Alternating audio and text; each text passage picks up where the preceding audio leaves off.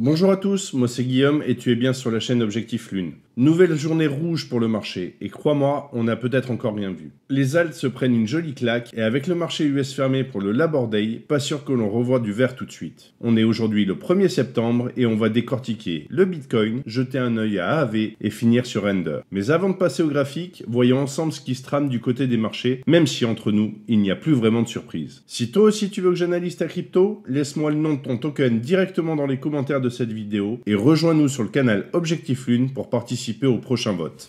Le Bitcoin est actuellement à 108 063 $ avec une baisse de 0,67% sur les dernières 24 heures. L'Ethereum se négocie à 4 389,85 $ et recule un peu plus fort à moins 1,4%. Du côté du XRP, ça pique davantage avec un prix à 2,73 $ et une chute de 3,49%. Le BNB est autour de 855,33 $ en léger retrait de 0,43%. Et enfin, Solana retombe à 198,83 $ avec une baisse marquée de 2,36%. Globalement, le marché est rouge, le Bitcoin limite la casse, mais les altcoins souffrent clairement plus. Ok, maintenant qu'on a fait le tour du marché et qu'on voit bien la pression qui s'installe, allons directement sur le graphique du Bitcoin pour voir si cette correction peut encore s'amplifier ou si on a enfin une zone de rebond en vue. Notre pivot est toujours sous forte pression.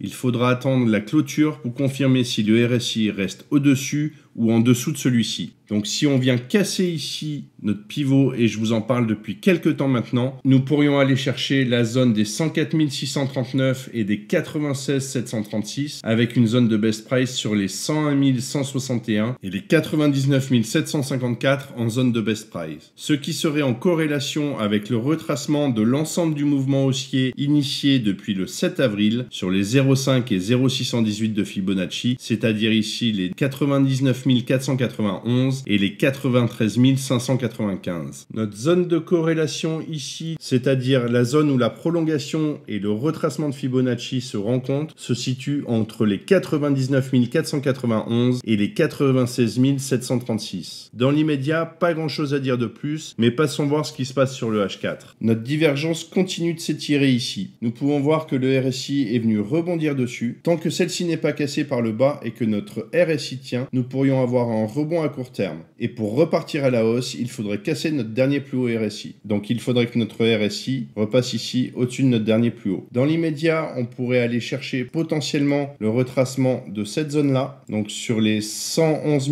105 et les 110 370. Si ce n'est pas le cas et avec les données actuelles, nous pourrions nous projeter sur la zone suivante, donc la zone des 103 344 et des 99 552 avec une zone de best price qui serait comprise entre les 101 675 et les 101 000.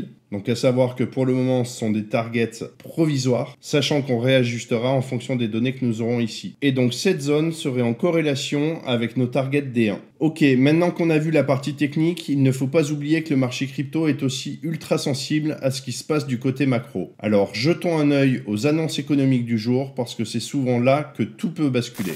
Aujourd'hui, 1er septembre, c'est le Labor Day aux États-Unis. Donc les marchés US sont fermés. Forcément, ça veut dire qu'il y aura moins de volume et souvent, on a plus de volatilité imprévisible sur les cryptos. Pour la semaine, le calendrier est bien chargé. Mardi 2 septembre, on a le PMI manufacturier, donc le S&P et le ISM, indicateurs d'activité industrielle, très suivi pour jauger de la santé de l'économie US. Mardi 3 septembre, on a les job openings, donc les JOLTS. Ça donne une vision sur la demande de main-d'œuvre, donc directement liée à la politique monétaire de la Fed. Jeudi 4 septembre, on a la journée de tous les dangers avec l'ADP, donc c'est l'emploi privé, avec les demandes d'allocation chômage et le PMI service. Donc c'est une combinaison explosive qui peuvent créer de gros mouvements de marché. Et vendredi 5 septembre, on a le gros morceau avec les non-farm payrolls, le NFP, et le taux de chômage. C'est l'annonce phare du mois pour les marchés financiers. Si les chiffres sont trop forts, ça peut relancer la peur d'un resserrement monétaire. S'ils sont trop faibles, ça peut raviver la peur de récession. Dans les deux cas, on est sûr d'avoir de la volatilité. En résumé, aujourd'hui c'est férié férié, donc calme plat côté US, mais dès demain et surtout jeudi et vendredi, ça peut partir dans tous les sens. Comme le marché crypto est déjà fragile, les annonces macro vont probablement servir de déclencheur. On restera donc très prudent tout au long de la semaine, voire même off-market. Maintenant qu'on a fait le tour de la macro et des annonces qui vont rythmer la semaine, on revient sur le marché crypto avec un zoom sur AAV pour voir comment il peut se comporter dans ce contexte tendu.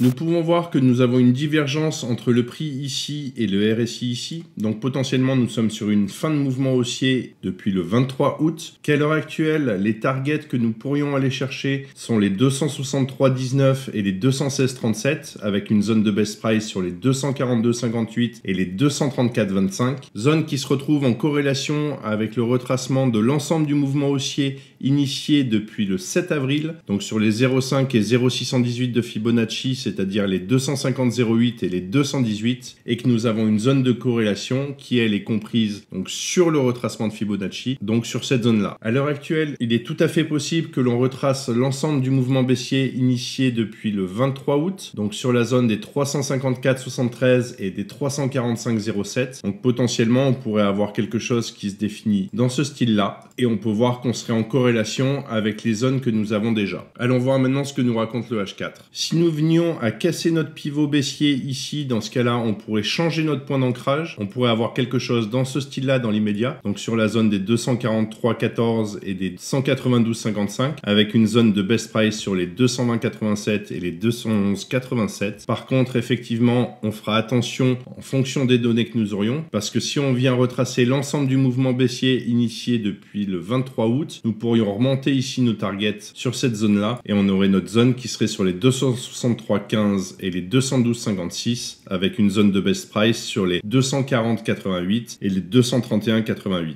Si tu aimes ce type de contenu et que ce n'est pas encore fait, pense à liker, à t'abonner à la chaîne et activer la cloche pour ne rien manquer de mes prochaines vidéos. Je te laisse tous les liens utiles juste en dessous dans la description. Maintenant qu'on a fait le point sur AAV avec des zones précises à surveiller, on va terminer cette vidéo avec le graphique de Render.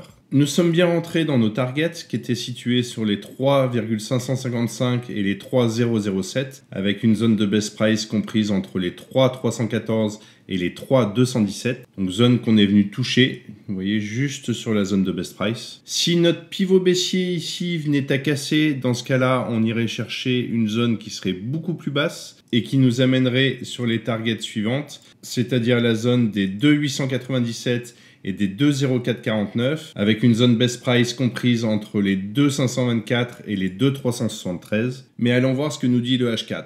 Nous avons un RSI qui n'est pas loin de casser le pivot. Si notre pivot ici venait à casser, dans ce cas-là, on serait dans une continuation baissière, ce qui nous amènerait sur les targets suivantes, donc c'est-à-dire la zone des 3,070 et des 2,530 et une zone de best price sur les 2,833 et les 2,737, zone qui sera en corrélation avec nos targets D1. Pour invalider nos targets, il faudrait que notre RSI repasse et clôture au-dessus de notre pivot haussier. Dans ce cas-là, les targets baissières seraient invalidés et il faudra qu'on reprenne notre graphique. Voilà, je pense que j'ai tout dit sur Render. Si on résume, l'ensemble du marché est clairement baissier et en plus c'est férié aujourd'hui aux US, ce qui veut dire que les marchés sont fermés. Nous avons pas mal d'annonces économiques cette semaine, donc on restera très vigilant. Voilà, je pense qu'on a fait le tour pour aujourd'hui. On se retrouve mercredi pour une nouvelle vidéo où on ira décortiquer l'Ethereum. D'ici là, je te souhaite une bonne semaine et une bonne reprise. Et comme toujours, prends soin de toi et tes cryptos. Ciao!